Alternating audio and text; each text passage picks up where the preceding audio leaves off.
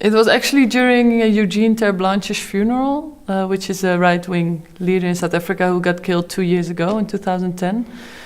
We both went to the funeral, and all of a sudden I saw this man standing there wearing this old apartheid uniform with the badges on, and then I just walked up to him and I was like, so I heard you're Colonel Joosten, who are you, what do you do, and what is the Commando Corps?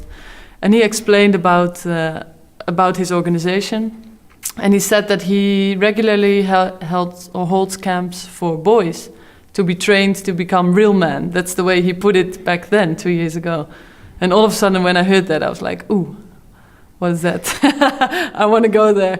I think after a lot of phone calls and talking to him, in the end, he kind of thought maybe it will be good if people in Europe will know what I'm doing here. The leader of the camp is very proud of what he does. And because of that, he also wants to show the whole world what he's doing. He really doesn't see anything, he doesn't think that what they do is wrong. He thinks it's a good thing for the country, it's a good thing for the white boys, for the Afrikaners, it's a good thing for the language and their culture. So he really believes that he's doing the right thing for his people, as he would say it. We really tried just to portray it as a nice teenage holiday camp, like you've got them all over the world.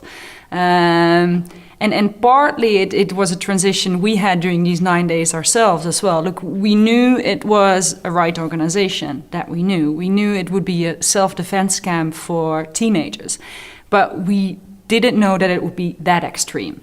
So for us, it got more extreme during those 9 days. I think that's what we wanted to show as well. But yeah, as well, just first to for the viewer, just to kind of have the idea that you're going to look at something nice, and then kind of shock them, like it is a shock, this whole camp. Actually, we didn't have a script to start with. It was very difficult for us to make a script simply because we didn't know what the camp would be like. We didn't have a clue. We knew that there was going to be a camp and that it was going to be 9 days. But every day was also a surprise to us. We didn't know what was going to come. So for me as a photographer, that was a bit difficult because I didn't know what to shoot. Because I didn't know how it would fit into the multimedia in the end.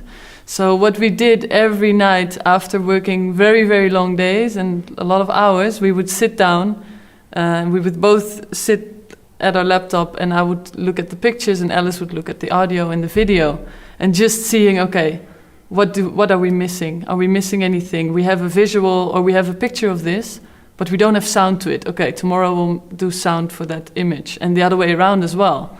We have sound of this, but we don't have a picture of it.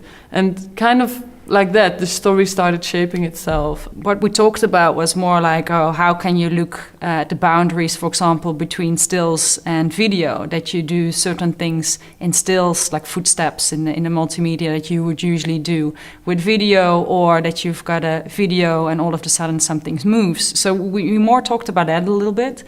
And just went out and did it, basically.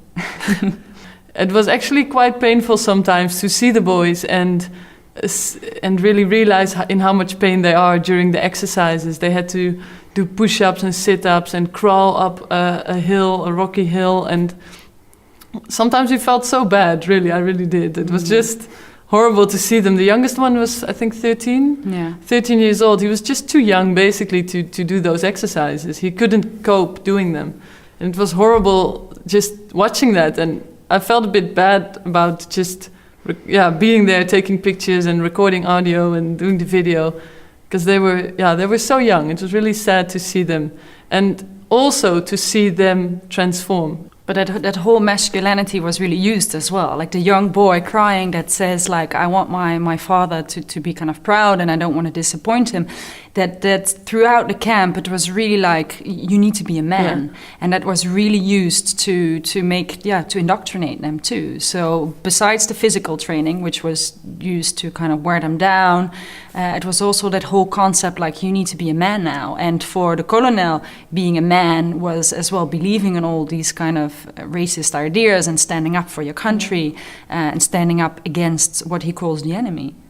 The response in South Africa was really, really huge. Because even there, people didn't know that this still existed.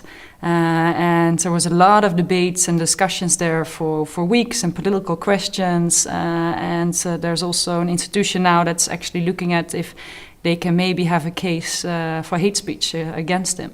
So it was in that way mainly there in the country itself, quite effective to have at least exposed this for us as journalists.